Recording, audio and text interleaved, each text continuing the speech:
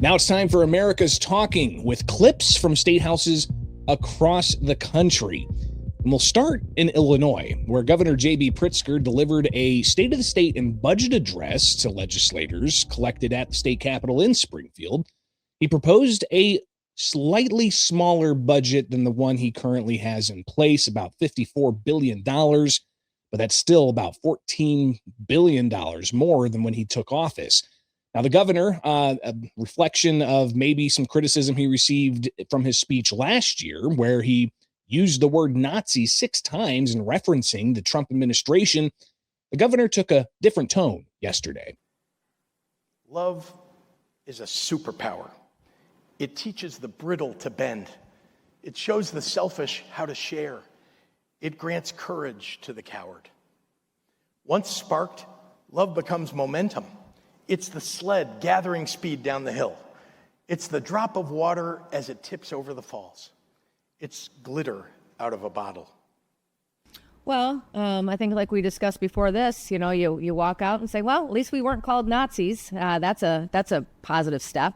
The love stuff was interesting and weird. And I mean, just the whole thing about the speech was about his run for president. Now, it's long been speculated that Governor J.B. Pritzker is vying to run for the White House. He was even considered a VP potential for Kamala Harris in 2024, not making that cut, but we'll see exactly what transpires after the November election if the governor does indeed toss his hat into the ring. But he's also running for re-election for a third term for Illinois governor.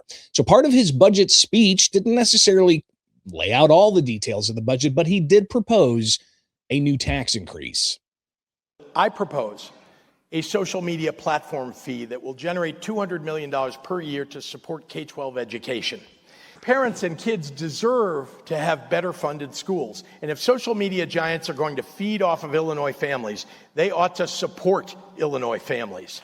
We didn't have much discussion about the actual budget in the budget address today, but we've already uncovered a TikTok tax on social media, tax and fee increases for casinos, and then a robbing of the local government distributive fund, meaning fewer dollars going to our local governments. And when we put pressure on those local governments, it sends property taxes going up. Republicans at the Illinois State House very critical of the Democrat majority not doing anything to address that state's highest in the nation property taxes. But the governor's speech, as it was happening at the same time, White House Press Secretary Caroline Leavitt held a press briefing, and she was asked about a different policy from Governor J.B. Pritzker, but instead of addressing that directly, Leavitt just directed criticism at Pritzker's management of the state with crime, waste, and fraud. The president certainly thinks that Governor Pritzker is not doing a very good job of managing his state, as evidenced by not only the waste, fraud, and abuse, but also the crime in the city of Chicago that unfortunately Governor Pritzker has refused to pick up the phone and call the White House and ask for help on, which is something his residents want him to do, but he refuses to do for political reasons. Now, the ongoing conversation about waste, fraud, and abuse, also a major focus in Minnesota, where there's been ongoing hearings, even in the halls of Congress, on ongoing fraud concerns. There was an interesting exchange with one legislator and the inspector general having a conversation about fraud. Inspector General, I think he's talking about the alleged fraud. Go ahead. Madam Chair, member. No, excuse me, Madam Chair. I was not talking about the alleged fraud. I didn't say the word alleged. The Inspector General can speak to what he can speak to regarding ongoing investigations. Yes, we've been, since December, we have been doing an increased number of compliance visits. And so we've been out in January, we went to the 100 largest centers by CCAP revenue and collected a sample of attendance records from every one of them. And we're in the process of reviewing those records.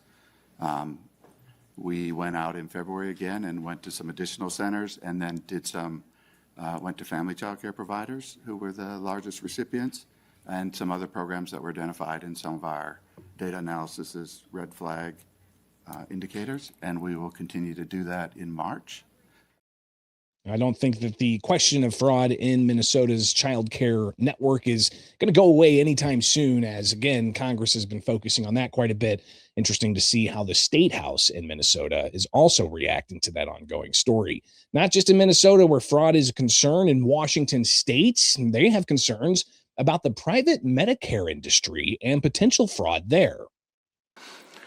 The Department of Health and Human Services Inspector General, academic researchers, and investigative journalists have uncovered wide-ranging fraudulent practices within the private Medicare industry by upcoding, overpayments, delaying medically necessary care, and denial of claims by insurers. And this fraud, in their estimation, ranges from anywhere between $75 billion annually and $140 billion annually. Now imagine what we could do to improve our health care if we just eliminated that fraud. And it seems to crystallize one of the major issues and reasons why there's been so much focus on going after fraud, because of those dollars being wasted, and it could go to help those who truly need those dollars. Again, that debate is going to continue across the country in state houses, and that is America's Talking right here with the Center Square.